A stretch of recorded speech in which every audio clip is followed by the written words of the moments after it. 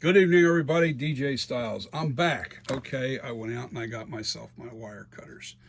I might as well. I needed strippers anyway, so I got wire cutters and combo. Anyway, this is piano wire, and what I'm going to try and do is cut all four of these at once because I already have my measurement, my mark. Let me see if I can do this. If you can see what I'm doing.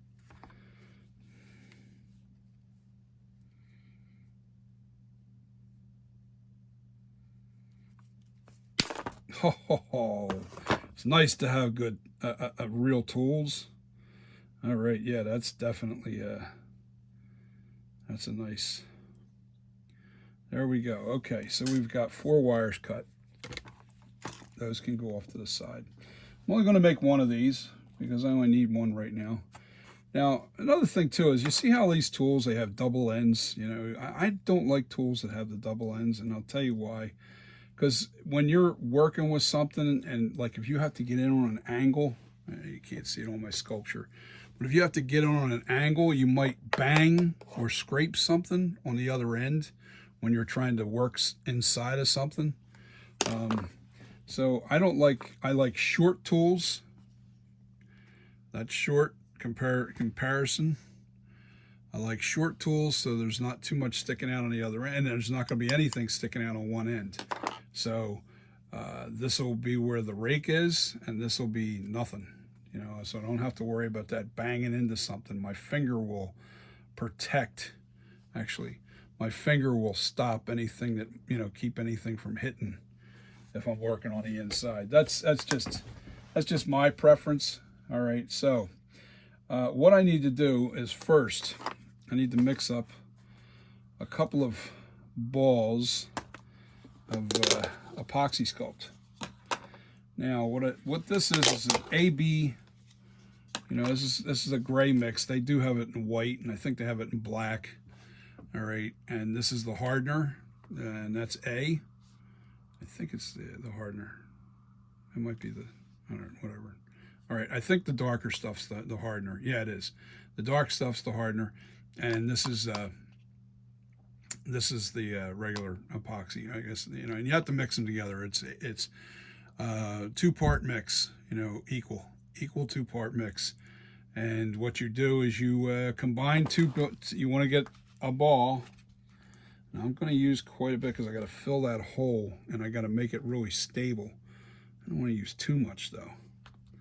All right, so now I make another ball the exact same size as this one.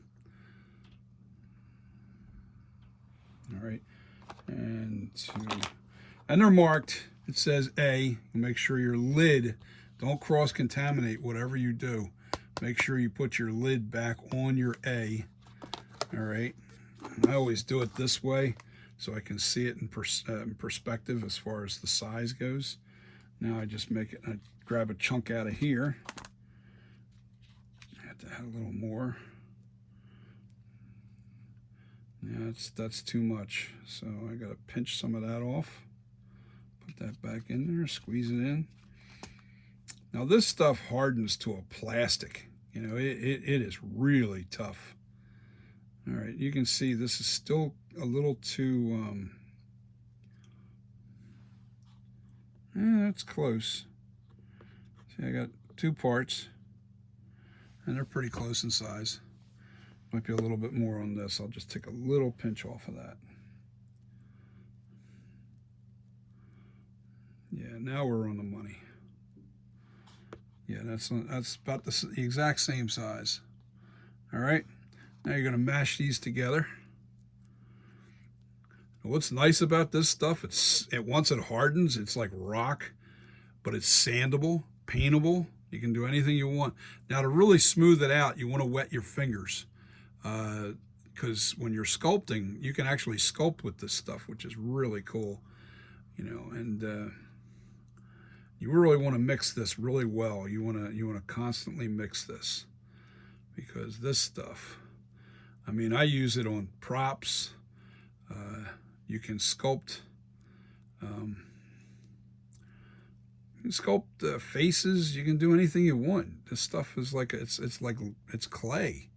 It's like clay, but it's a plastic and it's epoxy, and you got several hours. I want to say at least an hour to work with it. You know, you don't have to kill yourself, but you can't play around too long. You don't want to, because it does, once it starts to harden, that's it. It takes off, man. It's like you go from semi-soft to rock hard in minutes. So just make sure you mix this really well. You don't want to see any variations in color. You want it to be all one color. It's funny that the dark stuff, whenever they change the color of this, usually you can get this in white and then you dark, and then and you can really see the difference. But because this is gray, this epoxy sculpt that I have here, it's a gray in color. It's a little harder to see the blend to make sure that you have this properly mixed. But I think I'm there now. I got quite a bit done. Okay, so what I'm going to do is in the one side, I'm going to really shove some stuff down inside of this thing. All right, I want to put this, I'm going to kind of make this into a little bit of a, I got to make it into a noodle. And literally, I'm going to make this into a little worm and then actually kind of force it down inside the hole, because I want this to really, I need it to be more narrow than that. You know what, I'm going to do a little more at a time, little at a time. Because once I start forcing from the other side,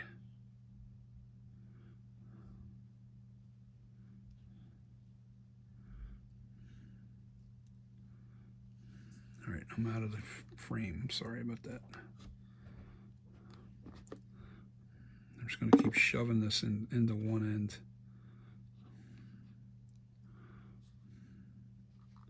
Just keep pushing it in, keep pushing it in. And this stuff can stick to your skin, so whatever you do, I should have a thing of water with me right next to me.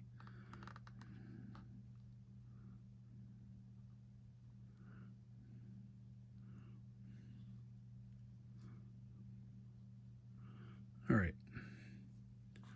For now, that'll get me started. All right, see what I did? I pushed that in there nice and smooth. Now, give me my wires. Let me put this on here. I still got more epoxy sculpt. So what I'm going to do is that's going to be that end. Now I'm going to shove it into the other end, because, all right, I love you.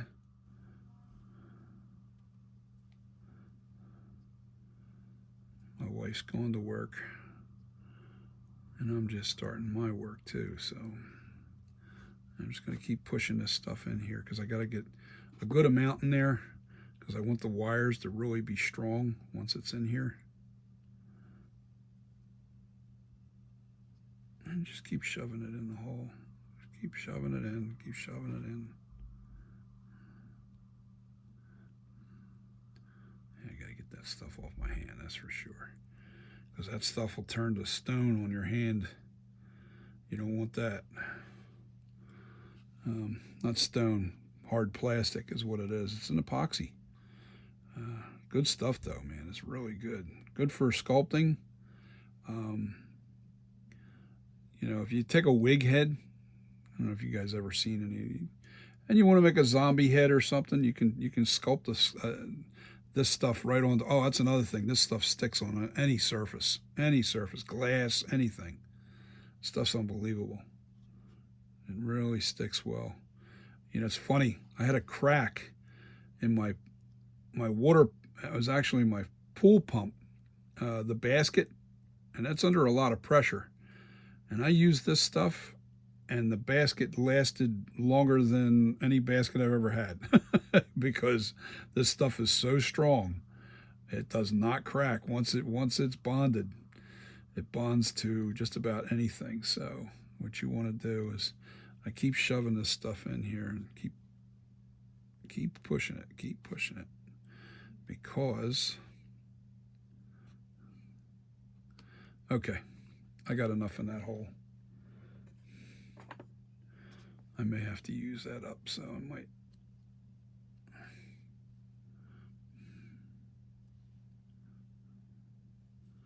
All right, so on both ends of these now, I have epoxy.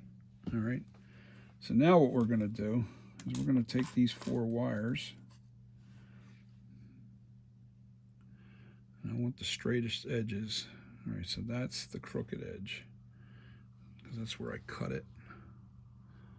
And we are going to spread these apart just a little bit.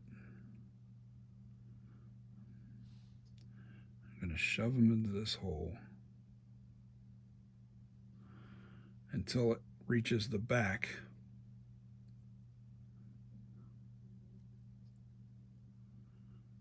And I can feel that wire hitting the other end. See what I'm doing? I'm shoving it. Now I got my finger, my thumb on the back end. I'll feel those wires hit the back of my hand.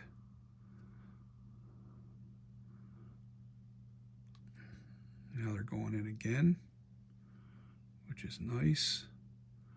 And you want these spread apart a little bit.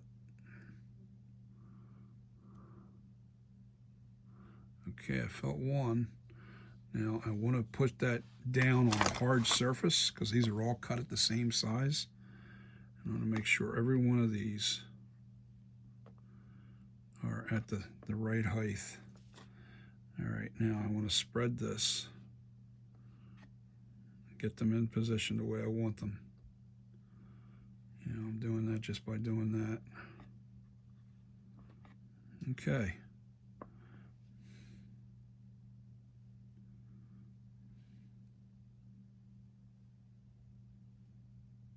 Now, what I'm going to do is stuff some more stuff in here.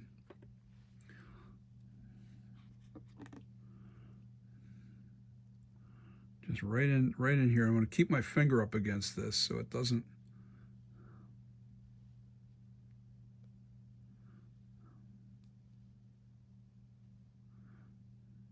So it really stiffens it up.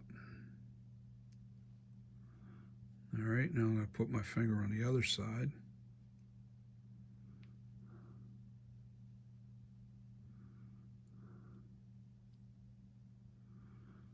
What's nice about this is once this hardens, you can forget about moving those wires. They will not move.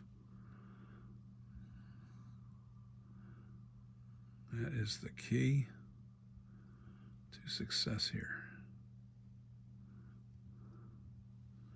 Now the other side, all I do with that, you know what, and I need a towel because my fingers are getting really sticky with this stuff.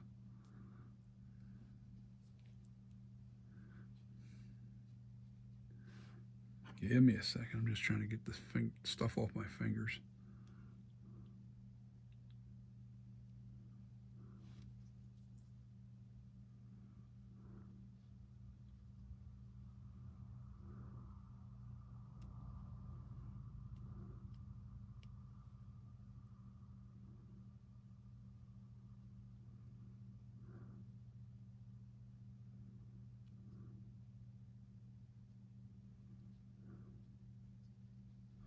Yeah, need a little water.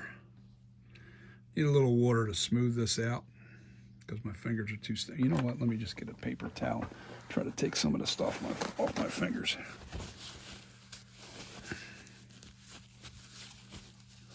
Yeah, it's better.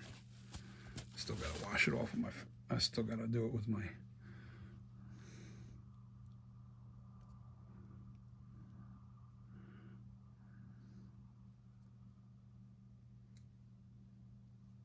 All right, that looks pretty good.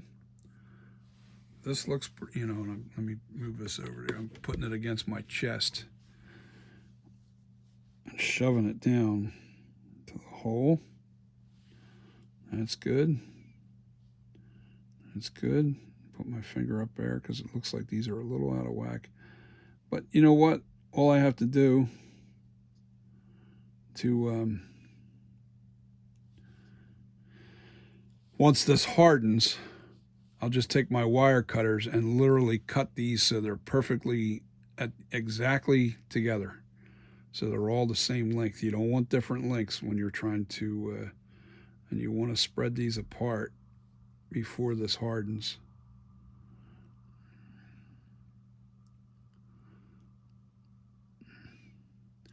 Now, once this hardens, then what I'll do is I'll take my wire, pliers, and I'll take a little bit of this and I'll put a light bend right at the tip. Now with a little bend at the tip, I can use the smooth side or the aggressive side, and you'll see after this hardens. So this is part one. This is a simple rake made out of piano wire. The piano wire comes in 3-foot sections, and I just cut from that section. Let me show you what the piano wire looks like. Well, it's pretty long. There's 4 strands in this one thing, and it comes in this, it's got this red, looks like plastic sheathing around it. And this is good stuff. This is called, what's the name of this stuff? Wait a minute. Precision Metals, made in USA. KS, that's right. The company's called KS. And their wire, that wire is super strong. And it's great rake. It's great for rakes. And why I like the length a little longer when I make my rakes is because I want it to have a little flexibility. The shorter you make that rake, the stiffer it is. So you want a little bit length because when you're going to creating texture, you're doing this on your surfaces.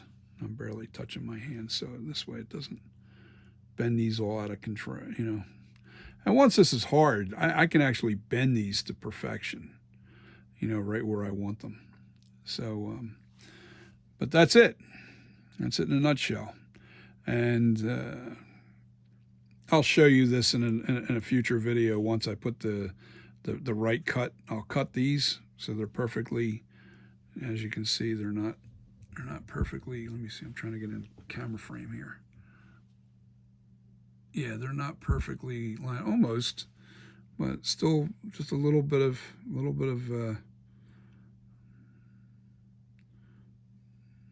not perfectly, cut even, but they're almost there. And just take a little bit of a trim on it, and then I'll put the little bend in it, probably like a 30-degree angle, maybe less.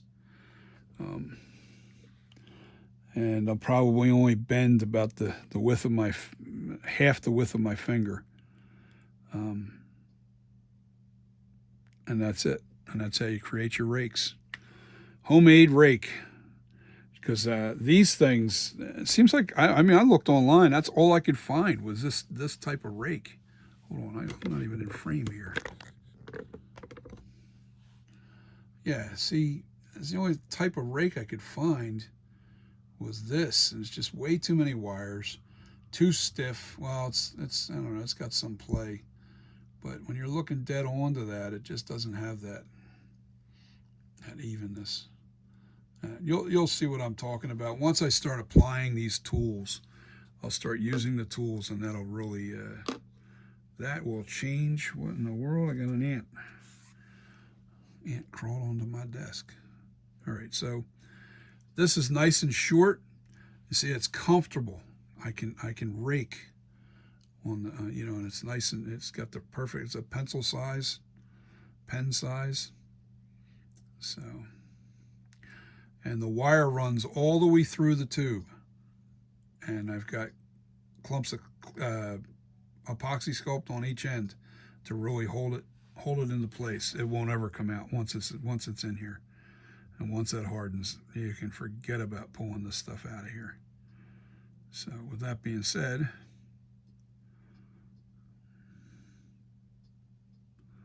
yes, sir.